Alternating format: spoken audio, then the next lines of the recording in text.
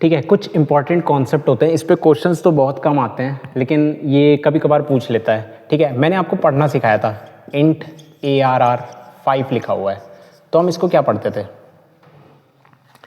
पहले name, ARR is a collection of 5 integer type element. ठीक है, ऐसे पढ़ते थे ना। अब अगर मैं कहूं इंटीजर स्टार P5 लिखा हुआ है, कुछ ऐसा लिखा हुआ है, तो ये क्या होगा? ठीक है, इसको पढ़ने के लिए कुछ सिंबल्स होते हैं, पहले हम उनकी प्रायोरिटी ऑर्डर देखेंगे, देन हम इनकी नेमिंग कन्वर्जन इनको पढ़ने की कोशिश करेंगे ये क्या लिखे हुए हैं। ठीक है, तो सबसे पहले ब्रैकेट्स के बारे में बात करें तो पहला ये होता है, ये ब्रैकेट किसके लिए होता है? फंक्शन के लिए होता है।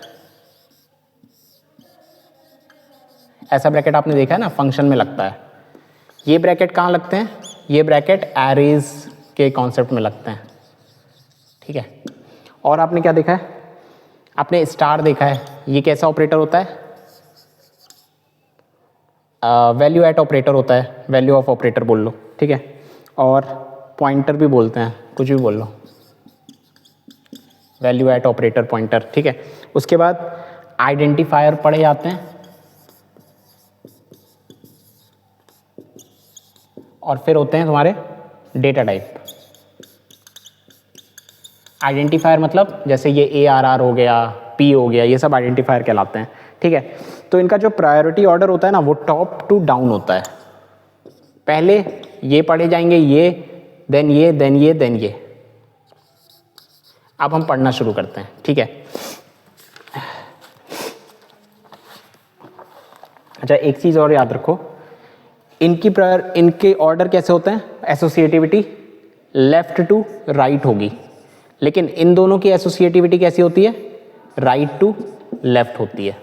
ठीक है, अब ये एग्जांपल से ज़्यादा क्लियर होंगे कि कैसे चल रहा है। ठीक है, कैसे हम लिख रहे हैं इनके नाम, क्योंकि इनके नाम से ही हम कॉन्सेप्ट बनाएंगे कि अगर आपको ऐसा कुछ दे देता है गेट में, तो आपको वो दिया क्या है वो आपको समझना आना चाहिए। ठीक है, तो अब हम एक एक नाम देकर पहले नाम लिखना सीखेंगे, देन इसके हिसाब से एक दो क्वेश्चन देखेंगे। ठीक है,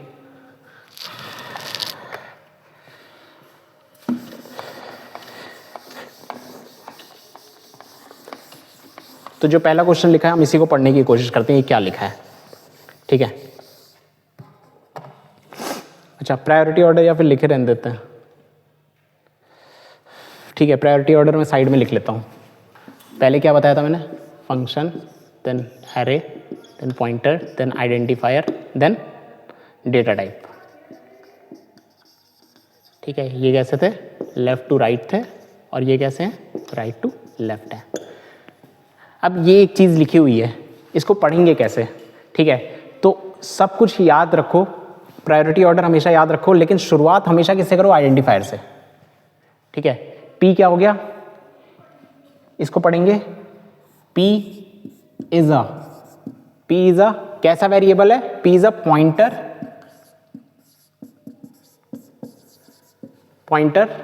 टू एरे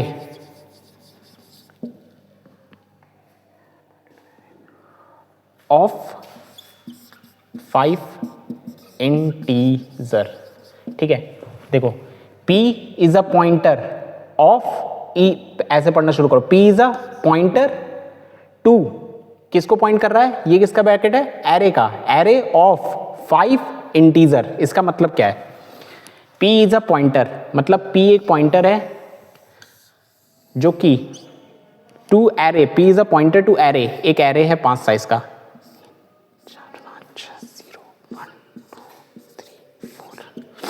ठीक है, P is a pointer to array मतलब P एक पॉइंटर है जो कि इस एरे को पॉइंट कर रहा है टू एरे ऑफ 5 इंटीजर। इसका मतलब ये हो गया, P is a pointer to array of 5 integer. इसको पढ़ने का तरीका है, P is a pointer to किसको? फिर ब्रैकेट की priority array of 5 integer.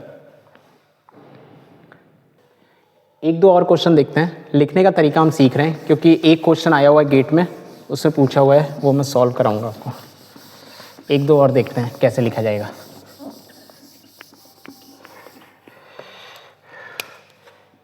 Int, ठीक है, स्टार पी ऑफ 2, अगर ये लिखा हुआ है तो इसका मतलब क्या है? ठीक है, तो पहले हमेशा आइडेंटिफायर देखो, P is a array of 2, array of 2, इतना तो पढ़ लिया, array of 2 pointer to integer.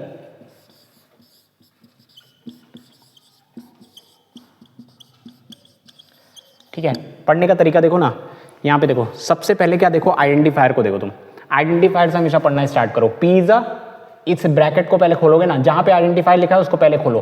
P is a array of, ये किसके ब्रैकेट थे? एरे के, एरे ऑफ 2, ये पूरा पढ़ लिया। एरे ऑफ 2 क्या है? Pointer to integer. इसका मतलब क्या है? P is a array of 2। P क्या है? एक एरे है जिसमें 2 एलिमेंट हैं। ठीक है, P is a array of 2 pointer, array of 2 pointers to integer. P इसको पॉइंट कर रहा था और इसके अंदर क्या है? एक इंटीजर का एड्रेस है। मान लेता हूं यहाँ A वेरिएबल था, यहाँ B वेरिएबल था, इनका एड्रेस यहाँ पे पड़ा हुआ है। ठीक है, इसका मतलब ये हुआ। ठीक है, तो यही लिखा हुआ है, P is a array of, किसका एरे था? 2 पॉइंटर का था जो इंटीजर को पॉइंट कर रहे थे। P is a array of 2 pointers जो कि किसी इंटीजर को पॉइंट कर रहे थे। तो इसको पढ़ने का तरीका ये है, देखो ये आप जितना ज़्यादा करोगे उतना ज़्यादा आपको पढ़ना आएगा। ठीक है, और क्वेश्चंस में दिखाता हूँ। अब इसी तरह अगर हमें किसी फंक्शन को लिखना हो तो कैसे लिखेंगे?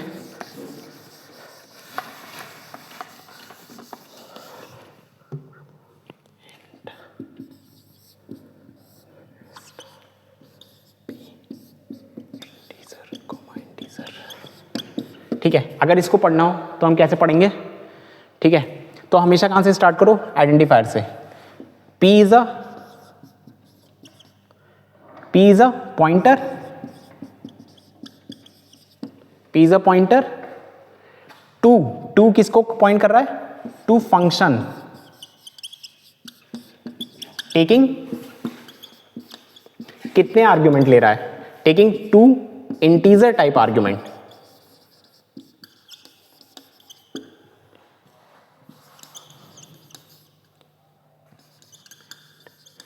And return integer value. देखिए, आप लैंग्वेज में मत जाइए, हो सकता है ये लैंग्वेज ना लिखी हो, गेट में कोई और लैंग्वेज लिखी हो, लेकिन आपको पता होना चाहिए कि यहाँ पे P क्या शो कर रहा है, ये ब्रैकेट्स क्या शो कर रहे हैं, कौन सा पहले आना चाहिए, ये टर्म आपको पता होने चाहिए। ठीक है, तो ये इस टाइप का था। एक गेट का क्वेश्चन देखते हैं, उसमें 4-5 थे। ठीक है, उससे ज़्यादा क्लैरिटी मिलेगी।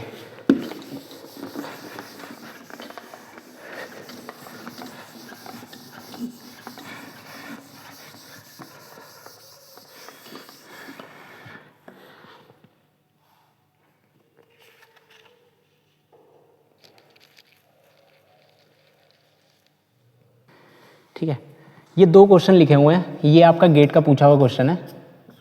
मुझे इसके ऑप्शंस याद नहीं है, फिलहाल मैं इसको सॉल्व कर दूंगा, आप आंसर चेक कर लेना बाद में। पहले इस वाले को देखते हैं। ये इसको अगर हमें पढ़ना है तो हम कैसे पढ़ना शुरू करेंगे? हमेशा आइडेंटिफायर से पढ़ना शुरू करेंगे। तो क्या है? P is a pointer. ठीक है, P इज अ पॉइंटर, तो उसके बाद प्रायोरिटी किसकी है? एरे की। P is a pointer to array of 5, array of 5 pointer to integer।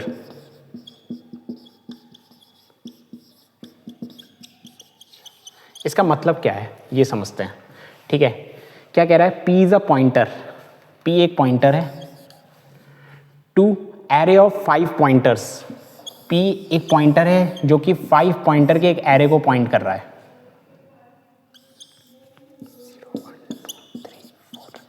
ठीक है, इसमें क्या है? पॉइंटर्स हैं, इसमें भी सब में पॉइंटर्स हैं। ठीक है, P इसे पॉइंट कर रहा है और 5 pointers to integer.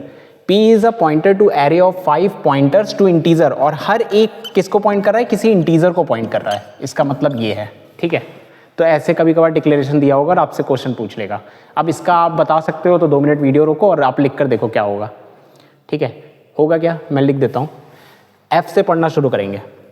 F is a pointer, यहां तक पढ़ लिया, to function that takes integer pointer argument and return integer value. ये लिखा हुआ है ये पूरा। ठीक है, तो गेट में क्या ऑप्शन दिया था आपको, इससे ही पता चल जाएगा कि आपको पहले ये देखना है कि पहले ये लिखा होगा कहीं ना कहीं f इज अ पॉइंटर या फिर a is a pointer to function, ऐसा कोई स्टेटमेंट लिखा होगा। ठीक है, तो आपको पता चल जाएगा, लेकिन कुछ ऐसा ही लिखा होगा। ठीक है, अब एक कॉन्सेप्ट होता है फंक्शन पॉइंटर का। ठीक है, फंक्शन पॉइंटर क्या है, उसका वो भी खराब हो गई है निब।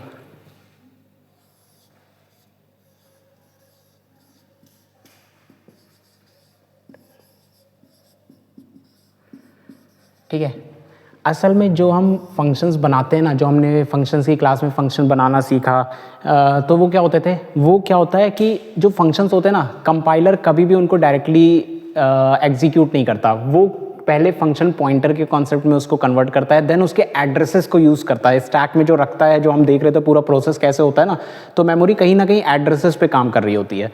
तो फंक्शन पॉइंटर की मदद से हम क्या करते हैं, जो हमारा कोड होता है ना, उसको हम फास्ट बना सकते हैं कि कंपाइलर का काम हमने हल्का कर दिया, हमने ही उसको एड्रेस बता दिए। ठीक है, तो ये इसलिए इसके लिए ये कॉन्सेप्ट यूज़फुल होता है, लेकिन नॉर्मली आप जो कोड लिखते हैं उसमें आप इसका यूज़ नहीं करते क्योंकि लोग फैमिलियर नहीं होते इससे, लेकिन अगर आप इसका यूज़ करें तो आप बेहतरीन कोड लिख सकते हैं। ठीक है, क्या है, जैसे हम कोई फंक्शन लिखते हैं, int fun integer comma integer, तो अभी हमने पॉइंटर का कॉन्सेप्ट देखा था, कैसे लिखेंगे, int star P integer comma integer. अगर हम दोनों को अलग अलग पढ़ने की कोशिश करें तो ये क्या लिखा हुआ है, एक डिक्लेरेशन है ना, ये भी डिक्लेरेशन है। क्या लिखा हुआ है, फंक्शन नाम का एक फंक्शन बना हुआ है, फन नाम का एक फंक्शन बना हुआ है जो 2 आर्ग्यूमेंट लेता है। ठीक है, और रिटर्न क्या करता है, इंटीजर रिटर्न करता है। अब इसको पढ़ने की कोशिश करो, p इज अ पॉइंटर, क्या लिखा हुआ है, p is a pointer to, p is a pointer to function, p is a pointer to function, p की जगह फन भी कर दो तो भी कोई दिक्कत नहीं है क्योंकि हमने इसी का कन्वर्जन किया है। p is a pointer to function that takes 2 argument, किस टाइप के, इंटीजर टाइप के। ठीक है, इंटीजर टाइप, एंड रिटर्न क्या कर रहा है, रिटर्न इंटीजर रिटर्न कर रहा है। तो कुछ सिमिलर नहीं दिख रहा है। ठीक है, जो चीज ये लिखी है वही चीज ये भी लिखी है। ठीक है, लेकिन ये ज्यादा फास्ट होगा क्योंकि आपने वहां पे क्या पास कर रहे हो, आप पॉइंटर, उस फंक्शन का एड्रेस पास कर रहे हो, और यहां पर आप एक फंक्शन का नाम पास कर रहे हो, कंपाइलर उस एड्रेस को ढूंढ रहा है। ठीक है, तो ये ज्यादा फास्ट है एज कंपेयर टू ये। ठीक है, तो अब 2-4 फंक्शन लिख कर देखते हैं हम फंक्शन बनाते कैसे हैं। ठीक है, फॉर एग्जाम्पल लिख दिया, इंट सम करना है, इंटीजर कॉमा इंटीजर। तो एक चीज याद रखो कैसे लिखा जाएगा फंक्शन, क्या होता है, यहां डेटा टाइप होती है, फंक्शन नेम होता है, और इसमें इसके पैरामीटर्स होते हैं या फिर आर्ग्यूमेंट बोल लो। ठीक है, अगर इसको पॉइंटर के टर्म्स में कन्वर्ट करना है तो क्या लिखा जाएगा, डेटा टाइप तो एज इट इज लिखा जाएगा, बस फंक्शन नेम जो हो उसके आगे स्टार और फंक्शन नेम लिख दो, then argument list as it is pass हो जाएगी। तो ये पॉइंटर में कन्वर्जन हो गया और ये नॉर्मल कन्वर्जन हो गया। ठीक है, अब जैसे ये लिखा हुआ है तो इसको करना है तो ये तो एज इट इज लिखा जाएगा। ठीक है, सम की जगह क्या हो जाएगा, स्टार सम लिख दो या फिर कोई और पॉइंटर बना लो, और argument list as it is लिख दो। अब एक कोड लिखते हैं, उस कोड को देख लेते हैं, तो आपका ये फंक्शन पॉइंटर भी खत्म हो जाएगा। ठीक है,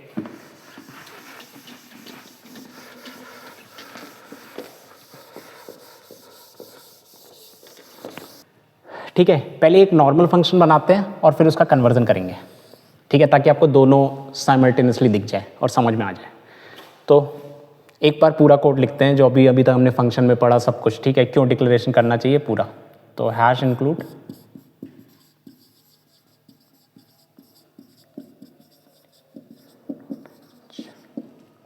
अगर फंक्शन को मेन के ऊपर लिख दिया तो क्या उसकी डिक्लेरेशन की नीड है? नहीं है। अगर फंक्शन को हम बाद में लिख रहे हैं तो डिक्लेरेशन की नीड है, ठीक है।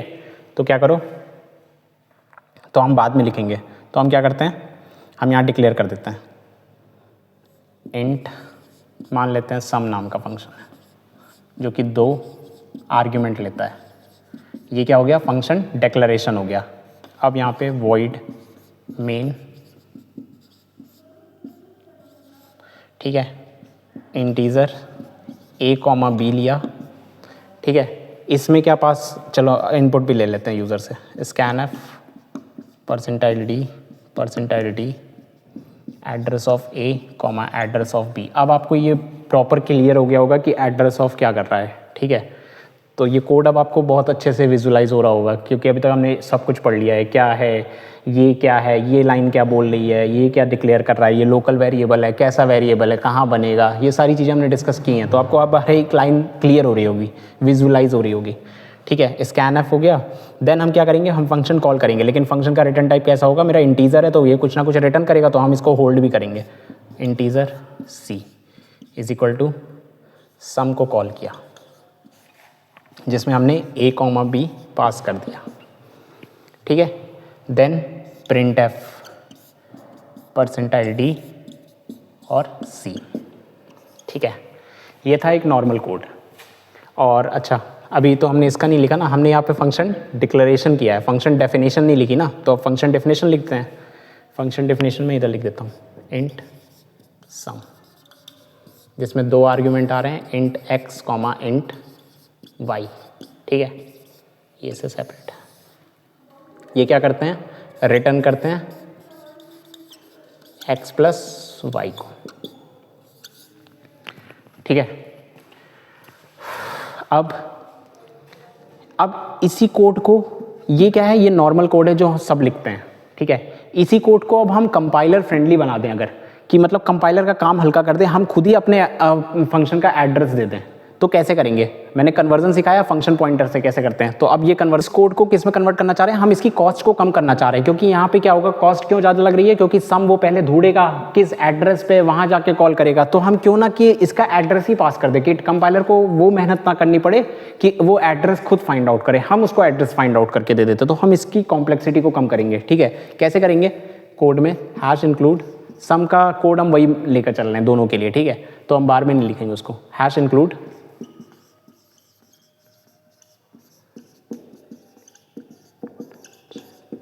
ठीक है, इंटीजर कुछ और नाम से बना लेते हैं, फन इंटीजर इंटीजर, ठीक है।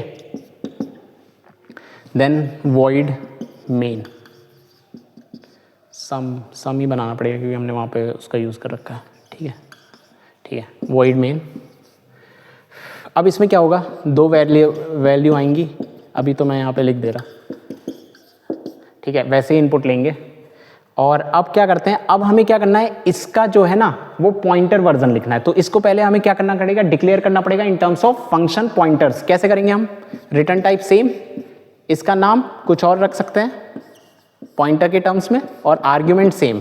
तो ये तो फंक्शन डिक्लेरेशन हो गया, ठीक है, इन टर्म्स ऑफ पॉइंटर। अब p में क्या डालोगे, किसका एड्रेस, इस फंक्शन का जहां पे ये क्रिएट होगा उसका एड्रेस, जहां पे भी वो फंक्शन क्रिएट हुआ होगा। तो क्या एड्रेस कैसे डालते हैं, सीधा उस फंक्शन का नाम लिख दो। ये क्या बताया, एड्रेस चला गया p में। देन अब p को कॉल कर दो, क्योंकि p में तो एड्रेस है, तो एड्रेस से डायरेक्टली फंक्शन को कॉल कर दो। कॉल करोगे तो क्या पास कर दोगे, a और b पास कर दो, और ये फंक्शन कुछ रिटर्न कर रहा है, उसको होल्ड करने के लिए इंटीजर c ले लिया। देन printf लिखा, %d लिखा, देन c प्रिंट कराया। तो ये आउटपुट दे देगा 10 + 20 30, ठीक है। तो ये कोड था, किस में कन्वर्ट कर दिया हमने, फंक्शन, नॉर्मल फंक्शन को फंक्शन पॉइंटर में कन्वर्ट कर दिया। ऐसे इस तरीके के कन्वर्ट किया जाता है, ठीक है। अब यहाँ पे क्या क्या पॉसिबिलिटी है, आप ऐसे लिख सकते हो, या फिर कुछ लोग कहेंगे सर यहाँ से हमें एड्रेस कैसे मिला, तो क्या लगा सकते हो, एड्रेस ऑफ ऑपरेटर लगा दो आप, ये भी सही है, ये भी वैलिड है, डायरेक्ट लिखोगे तो ये भी वैलिड है, ठीक है। अब कुछ लोग कहेंगे सर ये कॉल कैसे हो गया, आपने ये तो लिखा नहीं फंक्शन का नाम, तो हमने ये लिख रखा था, तो आप यहाँ पे स्टार लगा लो, स्टार पी करके कर दो, तो भी ये काम कर जाएगा, ये भी वैलिड है, ठीक है। तो ये केसेस हैं जो वैलिड केसेस हैं।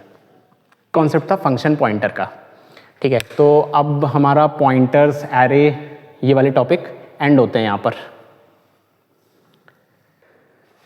तो ये भी एक छोटा सा कॉन्सेप्ट है, मतलब रिलेटेड है पॉइंटर से। इसमें लोग बहुत कंफ्यूज रहते हैं कि कॉल बाय वैल्यू कब हो रहा है, कॉल बाय रेफरेंस कब हो रहा है। ये थोड़ा सा क्रिटिकल होता है, लोग समझ नहीं पाते। ये कभी कभार इंटरव्यूज़ में भी बहुत पूछ लेता है कॉल बाय वैल्यू क्या है, कॉल बाय रेफरेंस क्या है। तो हम एक एग्जांपल लेते हैं और दोनों को समझने की कोशिश करते हैं। कॉल बाय वैल्यू क्या होता है और कॉल बाय रेफरेंस क्या होता है, ठीक है। कॉल बाय वैल्यू क्या है, अगर हम एक छोटा सा प्रोग्राम देखें, वॉइड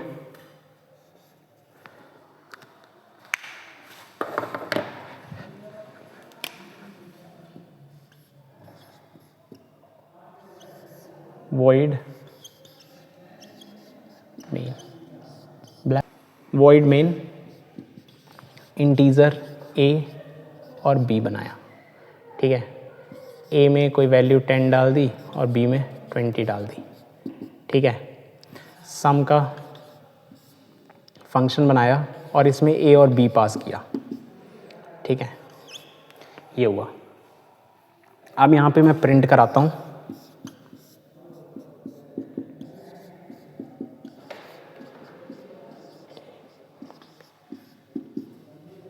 ठीक है। ये हुआ।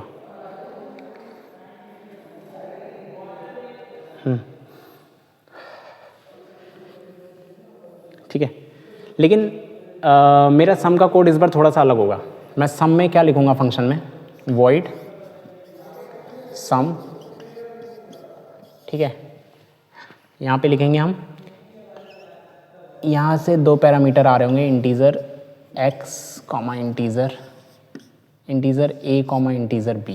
मैं दोनों को वही मान के चलता हूँ और मैं क्या करता हूँ, a में a प्लस b को अपडेट करता हूँ, ठीक है। और प्रिंट f करता हूँ परसेंटाइल d a को, ठीक है। तो ये क्या है, ये कॉल बाय वैल्यू का एग्जांपल है, कैसे है, ठीक है। देखो पहले स्टैक में कौन आएगा, वॉइड मेन आएगा, ठीक है। मेन में दो वेरिएबल, कैसे वेरिएबल हैं, लोकल वेरिएबल हैं, a और b। a में वैल्यू 10 आई, b में 20 आई। सम में कॉल हुआ, सम एक फंक्शन कॉल हुआ, स्टैक में सम आया, इसने एक्टिवेशन रिकॉर्ड को रोक रखा, 1 2 3 मान लेते हैं, 4th लाइन पर रोक रखा है, सम कॉल हुआ। सम में जब ये दोनों पास किए गए तो क्या कोई एड्रेस पास किया गया था, नहीं। अगर नॉर्मली पास किए गए तो ये क्या क्रिएट करेंगे, ये कॉपी क्रिएट करेंगे। कभी भी ये इसी एड्रेस लोकेशन पे, अगर ये एड्रेस लोकेशन 1000 है और ये एड्रेस 2000 है, तो इस एड्रेस लोकेशन पर ये कभी एडिट नहीं करेंगे, इनकी कॉपीज क्रिएट होगी सम में। तो x और y यहाँ पर क्रिएट होंगे, a और b मान लेते हैं, तो ये a और b अलग हैं और ये और a और b अलग है, उनकी कॉपी बनी है, ना कि वो उसी एड्रेस को पॉइंट कर रहे हैं कॉल बाय वैल्यू में, ठीक है। तो यहाँ a बनेगा, यहाँ b बनेगा। a में क्या कॉपी होगा 10 और b में क्या कॉपी होगा 20। इसका मेमोरी लोकेशन कुछ और होगा और इसका मेमोरी लोकेशन कुछ और होगा। देन कुछ ऑपरेशन परफॉर्म हो रहा है, a equal to a plus b हो रहा है, तो a equal to a plus b करूंगा तो a में 10 की जगह 30 हो जाएगा अब, ठीक है। देन प्रिंट एफ हो रहा है, प्रिंट एफ किया तो पहले स्क्रीन पे 30 प्रिंट होगा, देन ये कोड खत्म तो ये बाहर निकल जाएगा, ये a और b खत्म हो गए। देन अब आया सम पे, तो a की वैल्यू हमने तो अपडेट कर दी थी ना, तो क्या अपडेटेड वाली वैल्यू आएगी, नहीं। क्यों नहीं आई, क्योंकि ये कॉल बाय वैल्यू था, जब कॉल बाय वैल्यू कॉल किया तो इसके कॉपीज बनी, तो ये जैसे फंक्शन खत्म तो ये खत्म, तो ये फंक्शन खत्म हो गया, तो ये a और b इसके लोकल वेरिएबल थे, तो ये भी खत्म हो गए, ड्रॉप हो गए। तो अब इसके a और b लोकली कॉल होंगे, तो a की वैल्यू 10 होगी और b की वैल्यू 20 होगी। ये होता है कॉल बाय वैल्यू। तो आपसे अगर कोई पूछे तो कॉल बाय वैल्यू क्या होता है, तो आप उसको इस तरीके से समझाना, उसको बहुत अच्छे से विजुअलाइजेशन होगा। क्या होता है कॉल बाय वैल्यू में, हम कभी भी एड्रेस कॉपी नहीं, एड्रेस के बेसिस पे नहीं करते, हम पास करते हैं वेरिएबल को एज इट इज और उसकी कॉपीज क्रिएट होती हैं, तो उसको हम कॉल बाय वैल्यू कहते हैं कि इनिशियली जहां से वो कॉल हुआ है उस पर कोई चेंज नहीं आएगा, उसके बेसिस पे आप दूसरी जगह ऑपरेशन परफॉर्म कर रहे हो, ये होता है call by value. Similar terms में अगर कोई आपसे पूछे तो आप उसको इस तरीके से समझा के आओ। कॉल बाय रेफरेंस क्या होता है? अब कॉल बाय रेफरेंस देखते हैं। अब सिमिलर कोड में कॉल बाय रेफरेंस देखते हैं।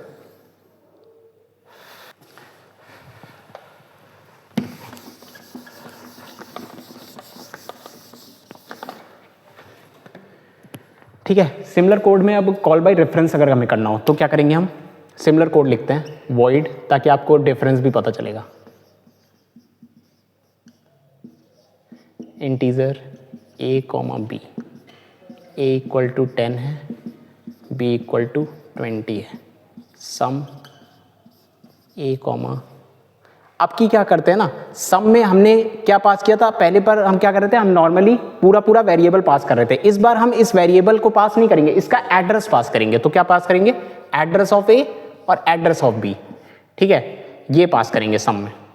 देन हम आएंगे print F percentile D A और बी को प्रिंट करा के देखेंगे। अब क्या प्रिंट करेगा उस पर डिस्कस करेंगे हम। तो अब इसका अगर हम लिखे तो वॉइड सम, इस बार ये क्या पास कर रहे हैं? एड्रेस पास कर रहे हैं। और एड्रेस को होल्ड कौन करता है?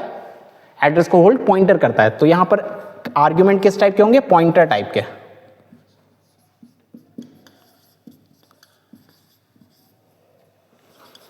ठीक है, देन अब ए को अपडेट करेंगे। तो ए को अपडेट करने का मतलब क्या है? ए क्या है? एड्रेस है। एड्रेस पे वैल्यू कैसे आएगी? स्टार लगा के। हमें वैल्यू अपडेट करनी थी ना, तो और इन दोनों की वैल्यूज कैसे मिलेगी? Address of A plus address of, मतलब एड्रेस, इस एड्रेस पे वैल्यू निकालना है तो स्टार लगाएंगे। Value of operator, value of operator A पे लगाया, वैल्यू ऑफ ऑपरेटर बी पे लगाया, तो ये दोनों क्या देंगे? वैल्यू देंगे। इन वैल्यू का सम किस में जाएगा? ए में जाएगा। ए में जाएगा किस मेमोरी लोकेशन पे जाएगा? ए पर। और क्या अपडेट करेगा? वैल्यू अपडेट करेगा। और रिटर्न, अब बस यहां पे हम अगर प्रिंट कराएं ए, तो अब इसका आउटपुट देखते हैं क्या होता है। ठीक है, तो क्या होगा? स्टैक फिर बनेगा। ठीक है, स्टैक बना जिसमें सबसे पहले मेन गया, एक्टिवेशन रिकॉर्ड, लाइन नंबर 1 2 3 4 5 है, यहाँ तक ए और बी बनेंगे। ए में 10 है, बी में 20 है, इसका कुछ मेमोरी एड्रेस है 2000, इसका मेमोरी एड्रेस है मान लो 3000। देन इस पे आया, एक्टिवेशन रिकॉर्ड में 4 गया, सम कॉल हुआ, लेकिन सम में इस बार फंक्शन तो सम कॉल हुआ, लेकिन इस बार सम में एड्रेस है। किसका एड्रेस गया? एड्रेस ऑफ ए गया। सम में यहां पर एक वेरिएबल बना ए और बी, लेकिन इस बार इस ए ने क्या होल्ड किया? इस वेरिएबल का एड्रेस होल्ड किया। मतलब इसमें क्या गया? 2000, और इस वाले वेरिएबल में क्या गया? एड्रेस 3000। इस बार क्या वैल्यू गई? नहीं, इसीलिए। ठीक है, अब इस ये जहां बना है उसका तो कुछ अलग ही एड्रेस होगा। ठीक है, लेकिन इसके अंदर जो वैल्यू पड़ी होगी वो इन दोनों का एड्रेस होगा। ठीक है, अब सम पे आए तो ये बना। देन स्टार ए इस लोकेशन को पॉइंट कर रहा था, स्टार लगाया, अंदर गए 10 10 पड़ा हुआ था। ठीक है, स्टार ऑफ बी लगाया, 20 पड़ा हुआ है, दोनों का सम 30 हुआ, अपडेट हुआ 30। ठीक है, देन प्रिंट, अब प्रिंट आउटपुट स्क्रीन पे क्या आएगा? स्टार ऑफ ए में, ए पे स्टार लगाया, स्टार ऑफ ए में 30 है, रिटर्न किया, सम खत्म। वापस आए इस पे, लेकिन कहां पे चेंज हुआ था? पर्टिकुलर एड्रेस पे चेंज हुआ था। तो अब प्रिंट करोगे तो अब क्या आएगा? 30 और 20 आएगा। तो ये आएगा आउटपुट। ये होता है कॉल बाय रेफरेंस। रेफरेंस क्यों? हमने क्या पास किया इस बार? एड्रेस पास किया है, ना कि वैल्यूज पास किए, उसकी कॉपी नहीं बनी, एड्रेसेस पास किए हैं, इसलिए ये होता है कॉल बाय रेफरेंस। ठीक है, तो एक हमने कॉन्सेप्ट पढ़ा था एरे का। सी में जो एरे होता है ना, जब भी हम उसको फंक्शन में पास करते हैं वो हमेशा ही कैसे जाता है? कॉल बाय रेफरेंस जाता है, क्योंकि वो एक पॉइंटर होता है और हम एड्रेस पास कर रहे होते हैं। तो हमेशा याद रखना, जब भी आप एरे का नाम किसी फंक्शन में पास करोगे तो वो कैसे जा रहा होगा? कॉल बाय रेफरेंस जा रहा होगा। ठीक है, अब एक एग्जांपल लेकर देख लेते हैं। एक एरे का एग्जांपल कर लेते हैं।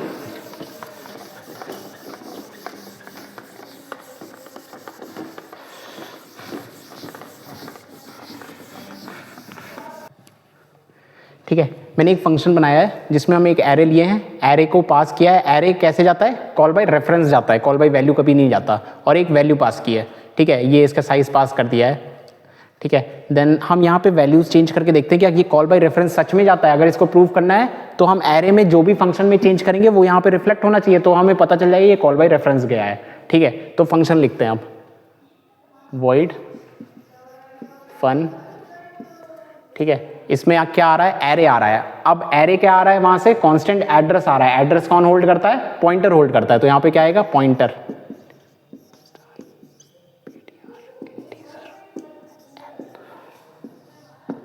ठीक है, अब मैंने क्या किया, ptr ऑफ 1 पर 10 डाल दिया। ठीक है, बस, और इसे क्लोज कर दिया। ठीक है, तो इसका आउटपुट क्या आना चाहिए। ठीक है, तो यहां से फंक्शन कॉल हुआ, ptr में एड्रेस किसका था, एड्रेस था एरे का, एरे के एड्रेस पे गया 1 पर 0 और 1 पर आया, इसने 10 किया, देन ये फंक्शन खत्म हो गया। अब यहाँ पे आप प्रिंट करा के देखोगे ना, तो क्या प्रिंट करेगा, 1 10 3 4 5, यही प्रिंट करेगा। आप ये क्वेश्चन चला देख सकते हो। ठीक है, ये क्या था, ये पॉइंटर वेरिएबल था, तो यहाँ पे क्या गया होगा, जहाँ पर वो एरे बना होगा ना मेमोरी में, उसी का एड्रेस इसमें पास हुआ होगा, इसीलिए वो वहाँ पे चेंज हुआ, और यहाँ से ये प्रूव हो जाता है कि कॉल बाय रेफरेंस होता है।